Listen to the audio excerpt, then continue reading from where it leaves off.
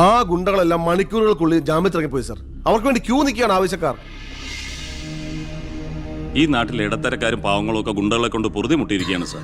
കഴിഞ്ഞ കുറേ വർഷങ്ങളായി ഇവിടെ നടന്ന 90% കൊലപാതകങ്ങൾക്കും ആത്മഹത്യകൾക്കും പിന്നിൽ ഗുണ്ടകളും അവർക്ക് പുറകിലുള്ള തൽപര കക്ഷികളുമാണെന്ന് നിസ്സംശയം പറയാം സാർ. കഴിഞ്ഞ 5 വർഷത്തിനുള്ളിൽ ഇവിടെ ഉണ്ടായിട്ടുള്ള സർവ്വ ഗുണ്ടാ വിളയാട്ടങ്ങളുടെയും അക്രമങ്ങളുടെയും സത്യസന്ധമായ കേസ് ഹിസ്റ്ററി എനിക്കുടനെ വേണം, വിത്ത് ഇമ്മീഡിയറ്റ് എഫക്ട്.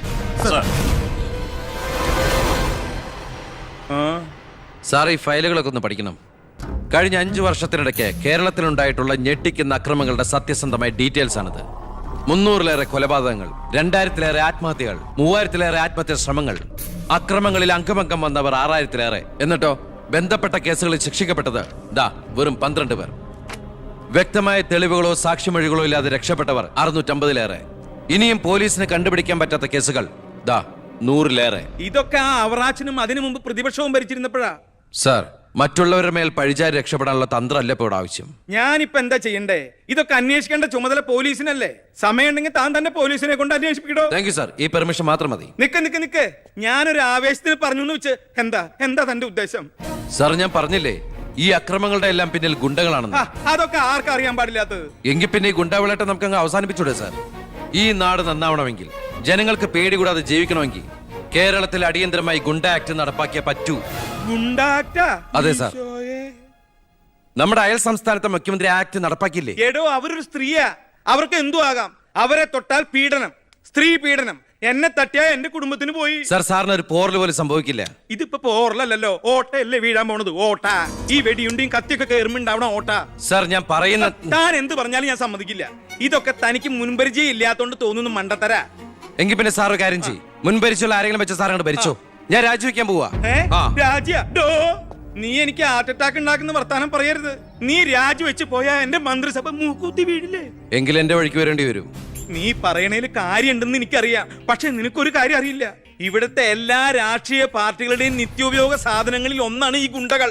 അതുകൊണ്ട് ഭരണകക്ഷിയും പ്രതിപക്ഷവും ഇതിന് സമ്മതിക്കില്ല. ഈ ബില്ല് നിയമസഭയിൽ പാസ്സാവൂല. അറിയാം സാർ, ആദ്യം നമുക്ക് മന്ത്രിസഭ കൂടി തീരുമാനിക്കാം. ഗവർണറെ കൊണ്ട് സ്പെഷ്യൽ ഓർഡിനൻസ് പുറപ്പെടുവിച്ച് ഈ ഗുണ്ട ആക്ട് നടപ്പിലാക്കാം. എന്നിട്ട് 6 മാസത്തിനുള്ളിൽ നമുക്ക് നിയമസഭയിൽ പാസ്സാക്കിയെടുത്താൽ മതി. 6 മാസം മതി എനിക്ക് കേരളത്തിലെ സർവ്വ ഗുണ്ടായുസം തുടച്ചു നീക്കാൻ. അല്ല, ഈ ഗുണ്ടകളെ എനിക്ക് വേണം.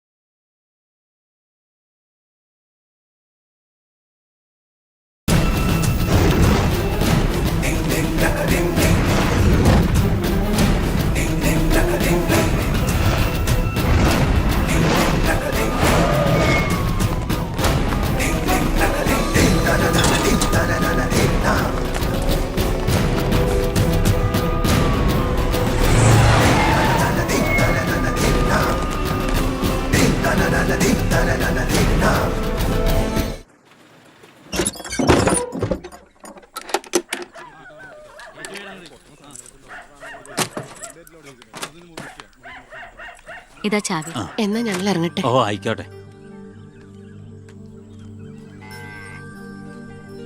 ഈ നാട്ടിലേക്ക് വരുമ്പോ മനസ്സ് നിറയെ സന്തോഷായിരുന്നു.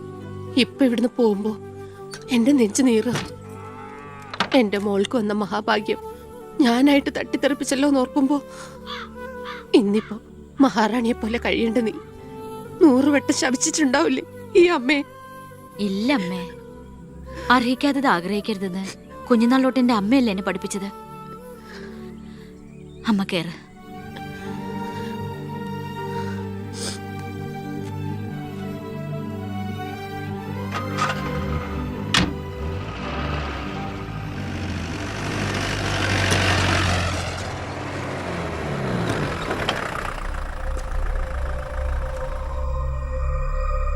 നിർത്ത് വണ്ടി എടുക്കല്ലേ.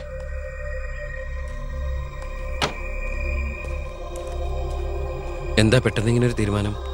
സ്കൂളിൽ ടെമ്പററി പോസ്റ്റ് ആയിരുന്നല്ലോ, അത് കഴിഞ്ഞു. ഇനിയിപ്പോ ആരാ ഉള്ള ഇവിടെ? ഞങ്ങൾ പോവാൻ നാട്ടിലേക്ക്. ഞാൻ ആ പഴയ പോസ്റ്റ് പെർമനന്റ് ആക്കി തന്നാലോ? വേണ്ട, എനിക്ക് പേടി എവിടെ ജീവിക്കാൻ. അവിടെ ചെന്ന് 10 കുട്ടികൾക്ക് ട്യൂഷൻ എടുത്തിട്ടാണെങ്കിലും ഞങ്ങൾ ജീവിച്ചോളാം. ഞാൻ അതല്ല ഉദ്ദേശിച്ചേ. അന്ന് ദേവികമ്മ ചോദിച്ച ചോദ്യങ്ങൾക്കൊന്നും എനിക്ക് മറുപടി പറയാൻ കഴിഞ്ഞില്ല. കാരണം പറയത്തക്ക പണിയൊന്നും ഉണ്ടായിരുന്നില്ലല്ലോ. ഇപ്പം എനിക്ക് ചെറിയൊരു ജോലിയുണ്ട്, ഇവിടുത്തെ ഹോം മിനിസ്റ്ററാ.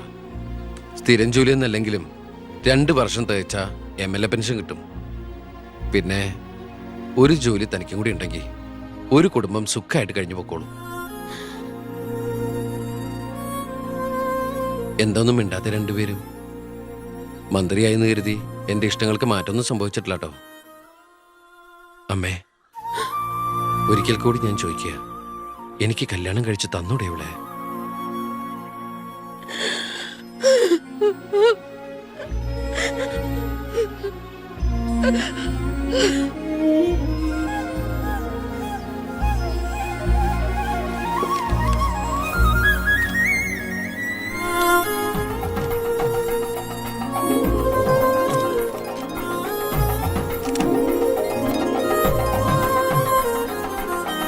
ആരാ സാക്ഷികൾ? ഒരു സാക്ഷിയുണ്ടേ, ഒന്ന് മടക്കിയ സാറേ. ജോസഫ് വർക്കി, കുണ്ടാലി തെക്കേതിൽ, ചിറ്റാരിക്കര. ഈ ധന്യ മുഹൂർത്തത്തിന് സാക്ഷിയാകാൻ ഒരവസരം എനിക്ക് തരണം. ദാ ഇവിടെ. അങ്ങോട്ട് മാറി നിൽക്കണോ? മാറിയിക്കാൻ പറഞ്ഞപ്പോ ഓക്കെ. തട്ടിപ്പും വെട്ടിപ്പും ഒക്കെ നിർത്തി ഇനിയുള്ള കാലം ഒരു നല്ല മനുഷ്യനായിട്ട് ജീവിക്കണമെന്നാണ് എൻ്റെ ആഗ്രഹം. നല്ലതാ. മന്ത്രിയോടൊപ്പം നടന്നില്ലെങ്കിൽ വീട്ടിലും നാട്ടിലും ഒരു പട്ടിയുടെ വില പോലും എനിക്ക് കിട്ടില്ല. എന്നെ കൈവെടിയരുത്. ഞാനൊന്ന് ആലോചിക്കട്ടെ. എന്താ ഈ പത്രക്കാരും പോലീസുകാരും കാണിക്കുന്നത്? മന്ത്രി വൈഫ് ഒന്ന് പുറത്തേക്ക് ഇറങ്ങിക്കോട്ടെ. ഇന്നത്തെ കൊരകന്റെ പൂമാല കിട്ടിയ പോലെ ചിക്കൻ തിരക്ക് ഉണ്ടാക്കണ എന്താന്നാ ഞാൻ ഉദ്ദേശിച്ചേ. മാറ്. ആ, മാറ്. മാറ്. മാറി. അങ്ങോട്ട്. വഴി കൊടുക്ക്. ഈ പാവപ്പെട്ട പെൺകുട്ടിയെ വിവാഹം കഴിച്ചത് പഴയ ബാല്യക്കാരുടെ മകളോട് ബാല്യകാലത്തിൽ തോന്നിയ കടുത്ത പ്രേമം കൊണ്ട് തന്നെയാണോ? നാട്ടുകാർ മുഴുവൻ നോക്കി നിൽക്കെ ഒരു ഗുണ്ട പഴപ്പിച്ച ഈ പെണ്ണിന് ജീവിതം നൽകിയത് ജനസിമ്പതി നേടി പ്രശസ്തി പിടിച്ചു പറ്റാൻ വേണ്ടിയല്ലേ? അനാവശ്യം പറഞ്ഞോ. വിട് സാറേ. ഹേയ്, പത്രക്കാരോട് ഇങ്ങനെയൊക്കെയാണോ? അതിനുള്ള മറുപടിയൊക്കെ ഞാൻ പറഞ്ഞോളാം. അനന്തുമാർ വാ. കളി എന്നോടോ? പിയെ തന്നെ പോലുള്ള മഞ്ഞപ്പത്രക്കാർക്ക് എന്തു എഴുതി പിടിപ്പിക്കാം. സ്വന്തം കൂടപ്പിറപ്പുകളുടെ കിടപ്പറ കഥകൾ വരെ.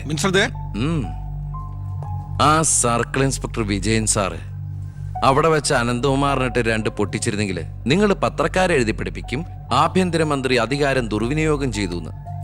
അതൊക്കെ ചീപ്പായി പോവില്ലേ? പക്ഷെ ഒരു ഭാര്യയെക്കുറിച്ച് പറയുമ്പോൾ ഭർത്താവ് കുറച്ച് ചീപ്പായാലും വലിയ കുഴപ്പമൊന്നുമില്ല അല്ലടാ അനന്തകുമാറെ.